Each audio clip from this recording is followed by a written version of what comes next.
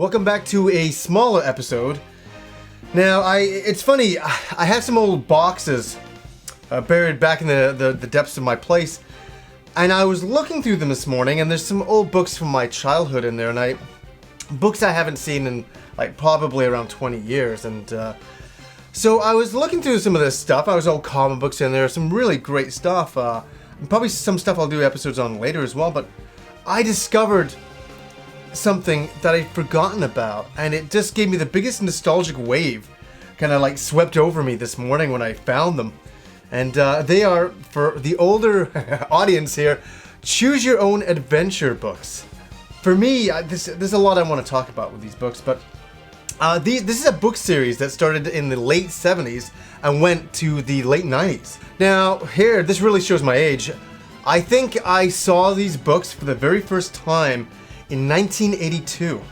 Honestly, yeah. I was in elementary school at the time, and these books were the biggest deal back then. Really, now video games weren't what they are today, so kids had to kind of get their imagination fixed a different way at times because video games were very limited. So books were very, very big, and like Dungeons and Dragons, that kind of thing. But at that time, I hadn't discovered Dungeons and Dragons. And why I want to talk about these books even more so today was because I did a video on a series review, the Haja no Funen series.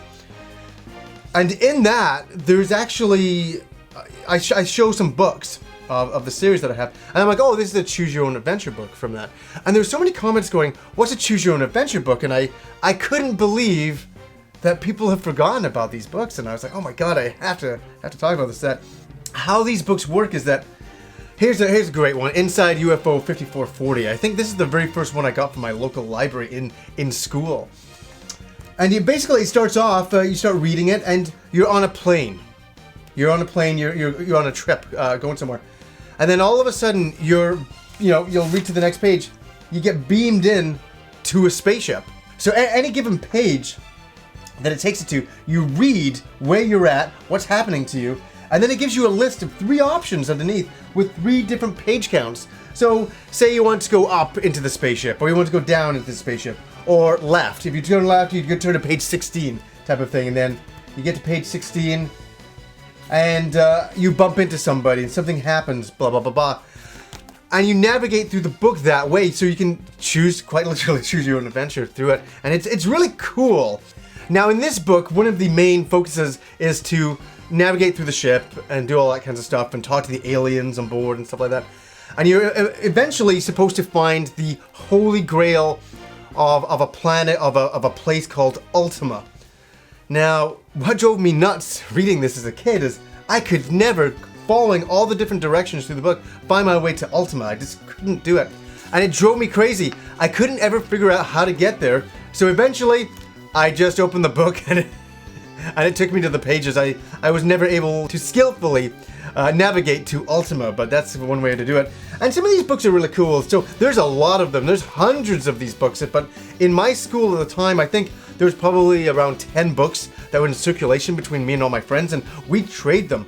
To get a new choose your own adventure book was a really big deal back then. And I'm actually going to say this as well, is that there's some really great books in here. The Cave of Time, all that. But I actually truly believe that these were like my first role-playing game experiences. I didn't play Dungeons & Dragons. I was way too young for that. I didn't discover that till probably around 87, 88. But these books were the very first inkling of choosing my way through a story. And I loved it. I thought it was so imaginative. I thought it was so cool. And I only owned a few of the books, and I think some of these books got traded back and forth 1,000 times with me and my friends.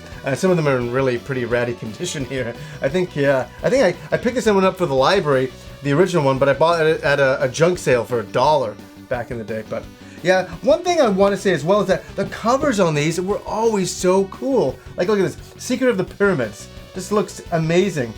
We got the pyramids in there, UFOs. There was always something extra in these books. It wasn't just like, the pyramids. They had to put like UFOs in there as well, which was really cool. And then the Underground Kingdom. This is the book that I saw this morning. I was like, oh my god, the nostalgic wave that took me back. And that's another thing that was really wild with these books, is that if you navigated the wrong way, you would die. you would actually die. The book would be over. It'd just say, the end. You know, it'd say, oh, you wandered into the cave, there's no way out, it's over. It was like, these books were pretty brutal at times. I'd be like, no! And then have to go back to the beginning of the book and navigate all the way through again to try to figure out what to go next. Or you could stay on the same page and not go to that bad ending and try to take the other way. I did that many times and I still died. Have any of you guys read these books? Have you ever checked any of them out? I know a lot of the older watchers of the show be like, oh my god, I remember those. I just wanted to make a little video on choose your own adventure books. I just thought these were so cool. I found another style book from back then, Death Trap Dungeon. Now, how this differed from the choose your own adventure books is that you would actually use dice to, it would be choose your own adventure, but you'd fight monsters and you'd roll dice and you could actually play the book on your own type of thing. And some of the artwork is pretty cool.